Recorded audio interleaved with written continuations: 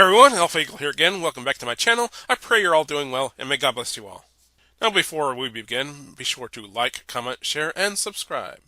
Now in this video, we will be reacting to James Gunn's Superman teaser trailer. First, I was surprised at the title. It's just called Superman. And there's no subtitle like Superman Reborn or something like that. It's just Superman, and I think it's a bold title. It's like James Gunn is claiming that this is the definitive Superman. Now, are we going to get a woke Superman, or will we finally get back to a Superman who stands for truth, justice, and the American way? Well, do you know who hates American values and therefore hates America? That's right, organized chaos.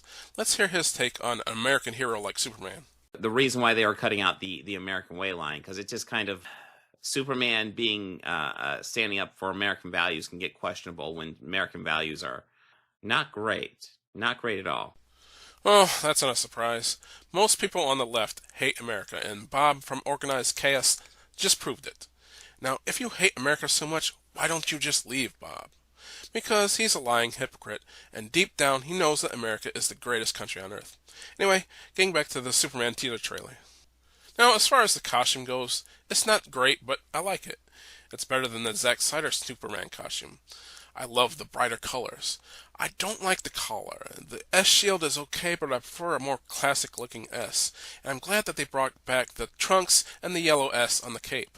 I like the tone of the trailer. It has the right balance between light and serious without being too dark and dour like the Snyder movies. At the beginning of this trailer, we see that Superman lands in snow, supposedly at the North Pole, and he's beaten and bloody. Now, I like this because it shows that Superman is vulnerable. He's not a Mary Sue, or in this case, a Gary Stu, which Superman can tend to be. And if something can beat Superman like this, it shows that the stakes are going to be high. Then we see Clark Kent, and he looks different enough from Superman that it makes it more believable for people to think that they are two different people. Then we see Lois Lane, and frankly she looks very mid, and her clothing seems very tomboyish in this scene.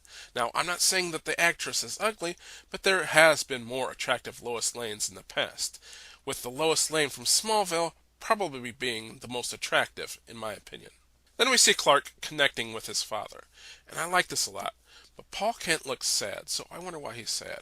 Will James Gunn switch things up a bit and have Martha die in this version?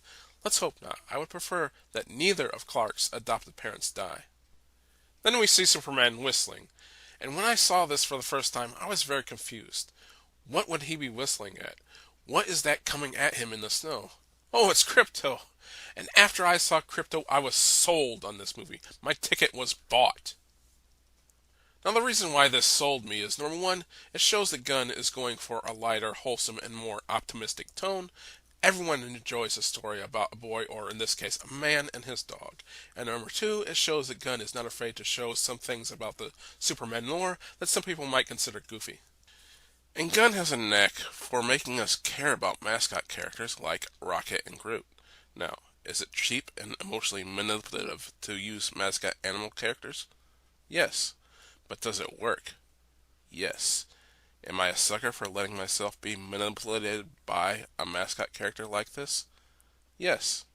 So Gunn knows what he's doing by putting in Krypto, and I guarantee that the WB is going to sell a ton of Krypto merch. And it's interesting that Superman tells Krypto to take him home. Now, which home is he talking about? His apartment in Metropolis? The Fortress of Solitude? Or his true home on the Kent farm?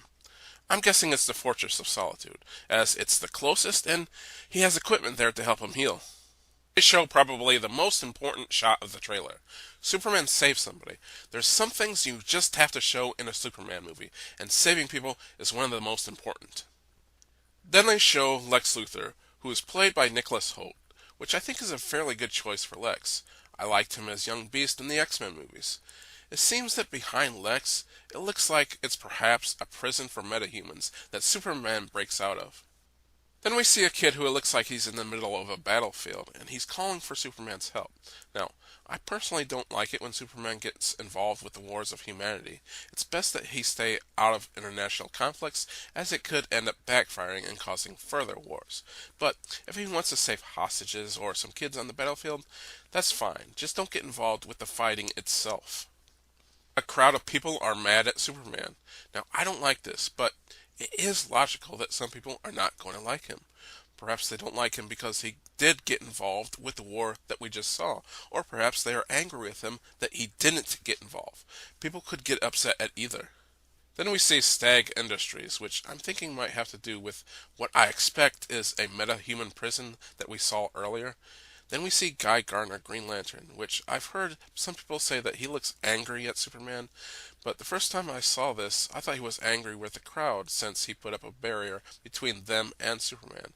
Now, it's possible that Superman is turning himself into the metahuman prison because he feels guilty for whatever happened. Then we see Hawk Girl. Now, a lot of people have complained that this movie is too crowded with superheroes, and I say the more the merrier. Because if this is an already established Superman in a world filled with heroes, it doesn't make sense for them to not be there.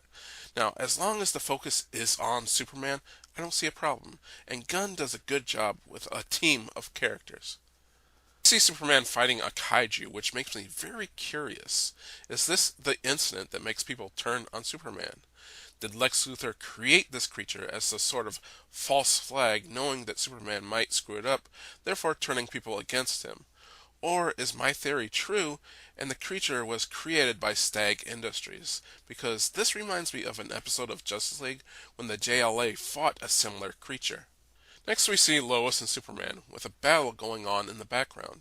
Now I noticed the colors used is purple and green, which are the colors a lot of Superman villains use. Now could this be Lex Luthor in his battle suit? Or perhaps Brainiac? Or is the green light coming from Green Lantern, as we saw earlier?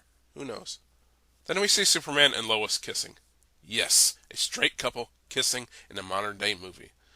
Hopefully there isn't any gay crap in this movie. Then we see what looks like Superman in the Fortress of Solitude, and he's holding a robot.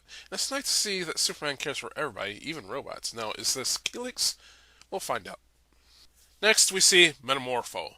And this is the cameo that I'm most excited about. Because, number one, I'm pretty sure this is the first time ever that we've seen him in live action. And number two, this goes back to my theory of the story of the movie. Metamorpho is a product of Stag Industries that we saw earlier. And it looks like he might be in the same metahuman prison that we also saw earlier. Could he be the kaiju that we saw earlier, since he can change his size and shape? Now that kaiju was a similar gray color as well. Metamorpho can also cause chemical reactions, which can also explain the fire from the kaiju's mouth. And the third thing that's interesting about Metamorpho being in this movie is that he also has the ability to turn into any substance like wood, metal, water, gas, or even kryptonite. Dun dun dun. Which is, we all know, can hurt Superman. Now, can he be the person who injured Superman as we saw in the beginning? Then we see a building falling over.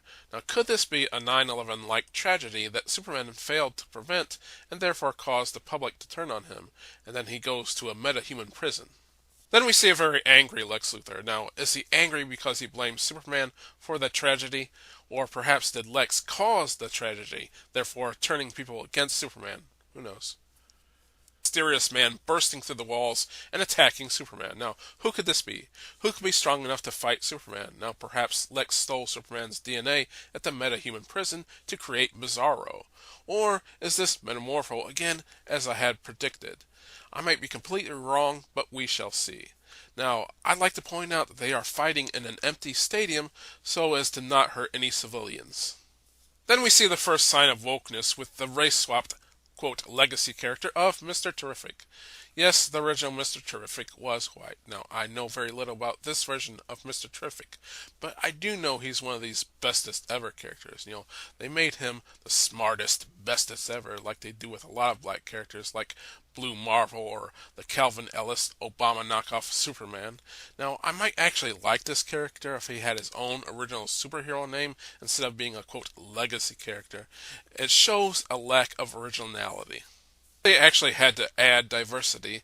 I would have preferred if they used John Stewart Green Lantern since the Lantern Corps is a team, or perhaps Cyborg or maybe Black Lightning, who aren't race-swapped characters. Anyway, we see Mr. Terrific, and he's protecting someone, but we can't tell who it is.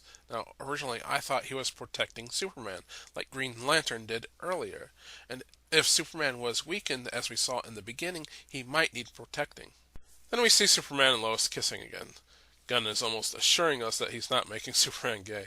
And they embrace, yet again, and this seems to be the same scene as before, with the battle in the background, and Lois seems to be giving Superman her blessing, much like Mary Jane did in Spider-Man when she told him to go get him, Tiger. One thing that I wanted to point out about this teaser trailer is that it seems to have a theme of friendship, which is something a lot of James Gunn's movies have, like Guardians of the Galaxy. That even someone as powerful as Superman needs help from his friends sometimes. In this trailer, Superman gets help from Krypto, Paul Kent, Lois, and it seems even from the other heroes like Green Lantern and Mr. Terrific.